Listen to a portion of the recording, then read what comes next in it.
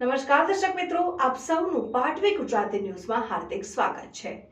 સમાચાર આવી રહ્યા છે કે છોટાઉદેપુર તાલુકાના ચીલિયાવાંટ ગામે જંગલમાં 21 વર્ષીય યુવક ઉપર દીપડાનો હુમલો, યુવાન ઇજાગ્રસ્ત થતા સારવાર અર્થે ખસેડાયો। મળતી માહિતી મુજબ છોટાઉદેપુર તાલુકાના રંગપુર ફોરેસ્ટ રેન્જના ચીલિયાવાંટ ગામે ગતરોજ સવારે 6:45 વાગ્યાના અરસામાં મવડાના ઝાડ નીચે ધાનક બુટિયાભાઈ માનસિંહભાઈ ઉંમર વર્ષ 21 વર્ષ નામનો યુવક મવડા વીણતો હતો ત્યારે દીપડાએ અચાનક હુમલો કરતા યુવાન ઇજાગ્રસ્ત થયો હતો। બનાવની જાણ વન વિભાગની ટીમને કરાતા વન વિભાગ ટીમ તાત્કાલિક ઘટના સ્થળે પહોંચી હતી।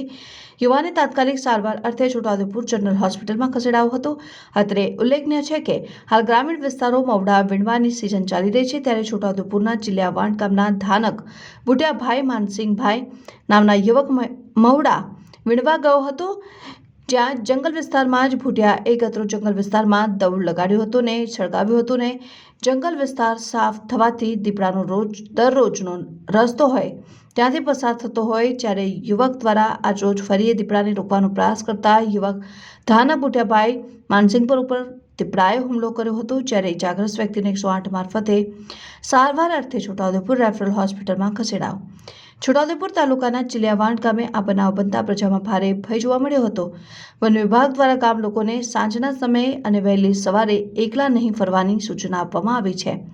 દીપડાને પકડવા માટે રેસ્ક્યુ હાથ ધરવામાં આવ્યું હતું, પરંતુ જંગલમાં હોય દીપડો જંગલમાં નાસી ગયો હતો। હાલ દીપડાને પકડવા માટે પાંજરું મૂકીને દીપડાને ઝડપી પાડવાના ચક્રો ગતિમાન કરવામાં આવ્યા છે। જુઓ શું કહી રહ્યા છે રેન્જ ફોરેસ્ટ ઓફિસર નિરંજન રાઠવા। રિપોર્ટર જિગ્નેશ દરજી સાથે હૈદર પઠાણ, પાટવી ગુજરાતી ન્યૂઝ। આજરોજ સવારમાં રંગપુર રેન્જમાં એક દીપડા દ્વારા વ્યક્તિને હુમલો થયાની જાણ વન વિભાગને થતાં અમે વન વિભાગની ટીમ આખી ચીલિયાવાંટ ગામે પહોંચી ગઈ હતી। સદર દીપડાની બનાવના સ્થળે તપાસ કરતાં દીપડો જંગલ વિસ્તારમાં જ હોય। જે ઇજાગ્રસ્ત વ્યક્તિ ગઈકાલે જે જંગલ વિસ્તારમાં સળગાવ્યો હતો અને એ જંગલ વિસ્તાર સાફ થવાથી ત્યાંથી દરરોજનો રસ્તો હોય પસાર થતો હતો, અને આજરોજ એ વ્યક્તિ દ્વારા ફરી દીપડાને રોકવાનો પ્રયાસ કરતા એના ઉપર હુમલો કરવામાં આવેલો છે।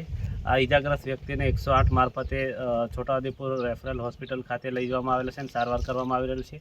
અમે દીપડાને પકડવા માટે તમામ પ્રયત્નો હાથ ધરવામાં આવેલા હતા, પણ જંગલ વિસ્તાર હોય એ પોતાનો રસ્તા ઉપર થી નીકળી જઈને જંગલ વિસ્તારમાં પોતાના રહેઠાણ તરફ ભાગી ગયેલ છે, અને હાલ અમે પાંજરું ગોઠવેલ છે। વધુ કોઈ જાનહાનિ ના થાય એના માટે અમારી ટીમ સાંજ સુધી દરેક વિસ્તારમાં પ્રચાર પ્રસાર કરશે, અને આજે વધુ બનાવ ના બને એના માટે પાંજરું ગોઠવવામાં આવ્યું છે, અને હાલ ગામમાં શાંત માહોલ છે।